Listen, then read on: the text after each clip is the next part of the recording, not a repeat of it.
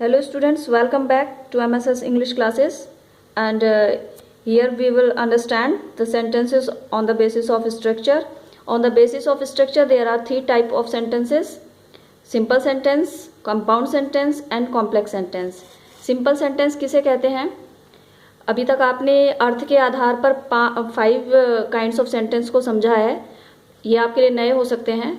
तो structure means जो रचना होती है सेंटेंस की. अब हमें जो रचना है सेंटेंस की, जो सेंटेंस में हमें देखना होगा और क्या देखना होगा ये जानना है. तो सिंपल सेंटेंस किसे कहते हैं? Simple sentence is one. एक सिंपल सेंटेंस वह सेंटेंस होता है which has only one finite verb, जिसमें केवल एक ही फाइनाइट वर्ब होती है. फाइनाइट वर्ब मीन्स मुख्य क्रिया. फॉर एग्जाम्पल हम यहाँ देख सकते हैं बीइंग टायर्ड, थका होने के कारण he sat under a tree, वह एक पेड़ के नीचे बैठ गया. तो इस सेंटेंस में हम देख पा रहे हैं कि यहाँ पे जो सैट है ये मेन वर्ब है और इसमें और कोई भी मेन वर्ब नहीं है. बीइंग टायर्ड, ये बीइंग यहाँ पे नॉन फाइनाइट वर्ब है, इट मीन्स इसका कोई सब्जेक्ट नहीं है. फाइनाइट वर्ब कौन सी किसे कहते हैं? जिसका एक सब्जेक्ट हो और जो अपने सब्जेक्ट के नंबर से और पर्सन से क्या होती हो? प्रभावित होती हो. तो यहाँ पर सैट का एक सब्जेक्ट है और यही सेंटेंस के अंदर मेन वर्ब है. तो जिस सेंटेंस के अंदर मुख्य क्रिया एक ही होती है, चाहे वो सेंटेंस किसी भी किसी भी टाइप का हो, इंटरोगेटिव हो, इंपेरेटिव हो, कोई भी हो, उसे हम सिंपल सेंटेंस कहेंगे. अब हम स्ट्रक्चर के आधार पर सेंटेंस को देख रहे हैं. कंपाउंड सेंटेंस किसे कहेंगे? A compound sentence is one. एक कंपाउंड सेंटेंस वो सेंटेंस होता है मेड अप ऑफ टू और मोर प्रिंसिपल और मेन क्लॉजेस, जो दो या दो से अधिक क्लॉजेस से मिलकर बनता है. दो या दो से अधिक क्लॉजेस मीन्स एक प्रिंसिपल क्लॉज होती है और एक मेन क्लॉज होती है. अभी जब आप क्लॉजेस पढ़ेंगे तो आप समझ जाएंगे क्लॉजेस क्या होती है. अभी हम केवल यहाँ पे स्ट्रक्चर को देख रहे हैं और समझ रहे हैं कि सेंटेंस के टाइप कितने होते हैं. He came and sat on the wall, वह आया और दीवार पर बैठ गया. तो हम ऐसे देख सकते हैं सेंटेंस कंपाउंड है या कॉम्प्लेक्स, कि उसके अंदर एक से अधिक मुख्य क्रियाएं होती हैं. दो मेन क्लॉज होंगी तो दो ही मुख्य क्रियाएं होंगी, तीन क्लॉजेस होंगी तो तीन मुख्य क्रियाएं होंगी. तो हम यहाँ देख पा रहे हैं एक तो केम है और एक सैट है. यहाँ पे दो मुख्य क्रियाएं हैं और दोनों का सब्जेक्ट है. तो इट मीन्स ये सेंटेंस या तो कॉम्प्लेक्स है या कंपाउंड है. अब कॉम्प्लेक्स है या कंपाउंड है ये हम क्लॉज के आधार पर बता सकते हैं कि उसमें कंजक्शन से स्टार्ट होने वाली जो क्लॉज है वो कौन सी है. वो कोऑर्डिनेट क्लॉज है या सबऑर्डिनेट क्लॉज है, वो आप बाद में समझेंगे. कॉम्प्लेक्स सेंटेंस किसे कहते हैं? Consist of one main clause and one और मोर सबऑर्डिनेट क्लॉजेस. एक कॉम्प्लेक्स सेंटेंस को हम देखते हैं कि उसमें एक मेन क्लॉज होती है और एक या एक से अधिक सबऑर्डिनेट क्लॉज होती है. सबऑर्डिनेट क्लॉज मीन्स जो मेन क्लॉज पर डिपेंड होती है, लेकिन कंपाउंड सेंटेंस में डिपेंड नहीं होती, उसके इक्वल होती है. तो यहाँ पर हम देख पा रहे हैं I don't know when I shall return. तो यहाँ पर हम देख पा रहे हैं कि आई डोंट नो ये प्रिंसिपल क्लॉज है, व्हेन आई शैल रिटर्न ये हमारी सबऑर्डिनेट क्लॉज है, जो कि वैन यानी कि कंजक्शन से स्टार्ट हो रही है. तो कंजक्शन से स्टार्ट हो रही है, लेकिन हमें मेन क्या देखना है? पहले हमें पहचानना है कि सिंपल सेंटेंस है, कंपाउंड है या कॉम्प्लेक्स है. तो सिंपल और कॉम्प्लेक्स कंपाउंड में डिफरेंस यही है कि सिंपल के अंदर एक ही फाइनाइट वर्ब होती है और कॉम्प्लेक्स या कंपाउंड के अंदर एक से अधिक फाइनाइट वर्ब्स होती हैं. जैसे हम यहाँ पे देख पा रहे हैं एक तो नो, जो कि जिसका सब्जेक्ट आई है, डोंट नो ये पूरी वर्ब है इस सेंटेंस में. तो एक तो मुख्य क्रिया ये हो गई नो, और एक यहाँ पर हो गई है शैल रिटर्न. तो ये दो क्रियाएं इस सेंटेंस के अंदर आ गई हैं. तो इसका मतलब ये सेंटेंस जो है सिंपल तो नहीं है, कॉम्प्लेक्स है या कंपाउंड है.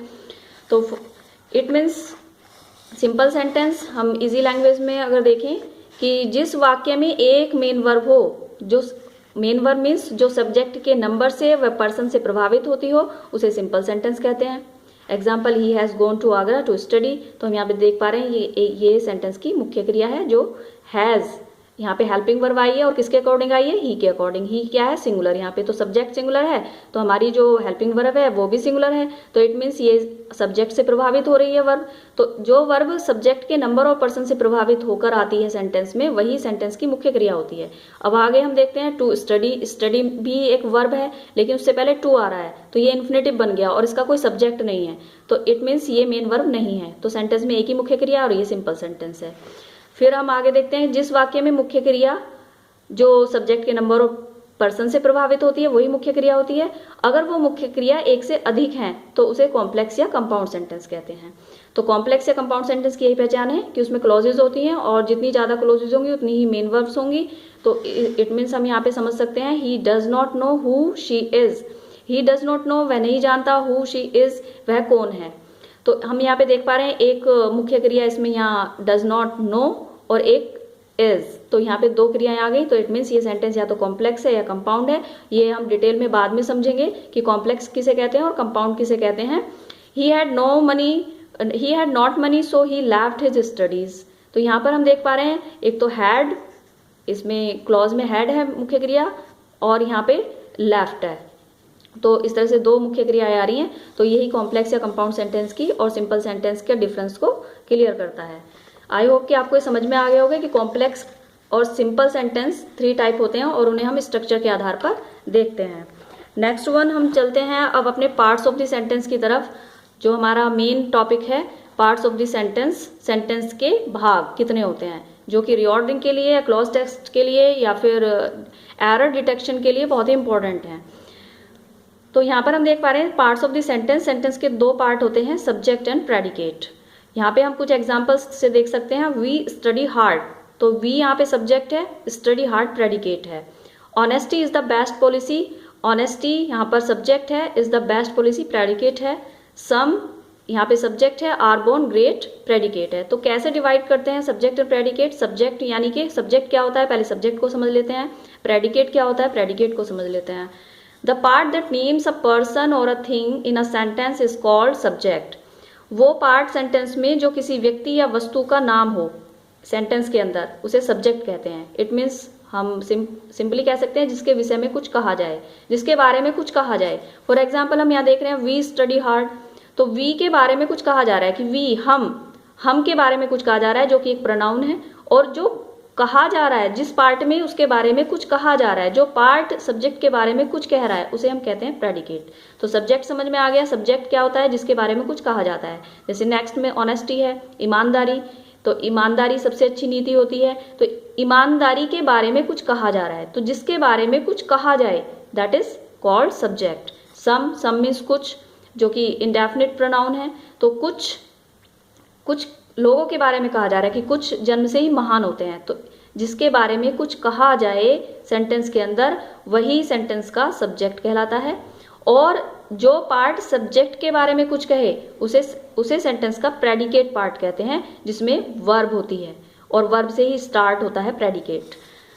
Predicate, the part of a sentence which says something about the subject is called the predicate. तो वो पार्ट सेंटेंस का जो कहता है कुछ अबाउट द सब्जेक्ट, सब्जेक्ट के बारे में, इज कॉल्ड द प्रेडिकेट। तो उसे प्रेडिकेट कहते हैं। हिंदी में से विधेय कहते हैं या विशेषण भी कहते हैं, जो सब्जेक्ट के बारे में बोलता है। तो जो सब्जेक्ट के बारे में कुछ बताता है, वर्ब से स्टार्ट होता है। ये सब्जेक्ट के बाद क्योंकि वर्ब भी आती है, तो वर्ब से स्टार्ट होता है और वर्ब से स्टार्ट होता है और सब्जेक्ट के बारे में कुछ कहता है, तो इस पार्ट को हम प्रेडिकेट पार्ट कहते हैं। अब हमें क्या समझना है इसमें, अब जानना है हमें सबसे पहले सब्जेक्ट को, कि हम समझेंगे सब्जेक्ट के अंदर कितने वर्ड्स होते हैं। अगर सब्जेक्ट में एक ही वर्ड आ रहा है तो हम उसे क्या कहेंगे, एक से अधिक शब्द आ रहे हैं तो उनको क्या कहेंगे, किस शब्द को सब्जेक्ट में पहले रखेंगे, किसको बाद में रखेंगे, उनका सही ऑर्डर क्या होना चाहिए। एक सब्जेक्ट का सही ऑर्डर जानेंगे। तो सब्जेक्ट को हम देख पा रहे हैं, सब्जेक्ट के भी 2 पार्ट्स होते हैं, क्वालिफायर एंड हेडवर्ड और मेन वर्ड।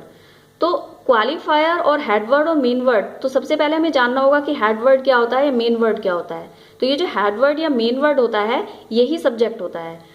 यदि सेंटेंस में एक ही वर्ड आया है और वही सब्जेक्ट है, तो उसे हम हेडवर्ड या मेन वर्ड कहते हैं।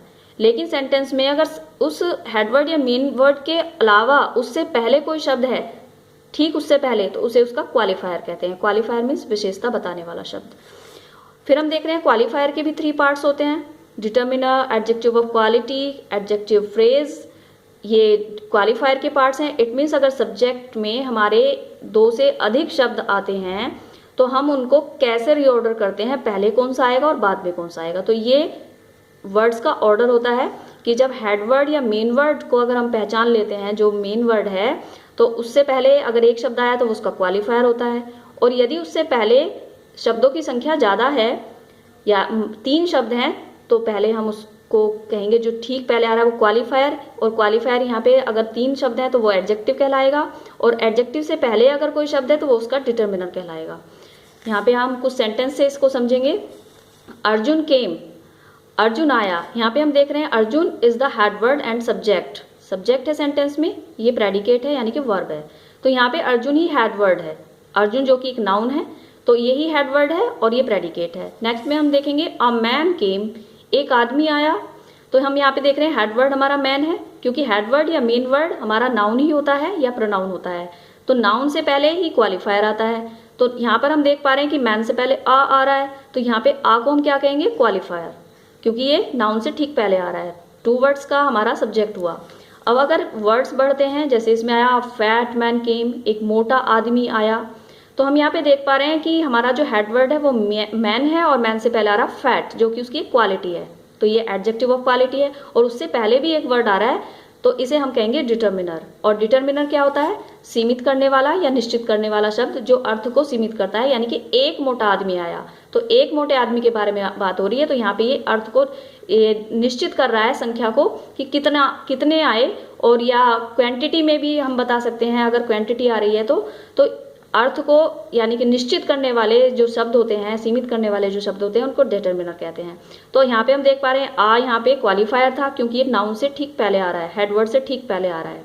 और यहाँ पर आ जो है वो डिटर्मिनर है, इसको डिटर्मिनर कहा जा रहा है क्योंकि यहाँ पे ये एडजेक्टिव से पहले आ रहा है। तो इट मीन्स डिटर्मिनर यदि हेडवर्ड से पहले आता है तो वो उसका क्वालिफायर कहलाता है, लेकिन यदि एडजेक्टिव से पहले आता है तो वो डिटर्मिनर कहलाता है, अर्थ को निश्चित करने वाला। दोनों जगह काम एक ही है, लेकिन हम उसका नाम चेंज कर रहे हैं क्योंकि हेडवर्ड से पहले जो शब्द आता है वो उसका क्वालिफायर ही कहलाता है।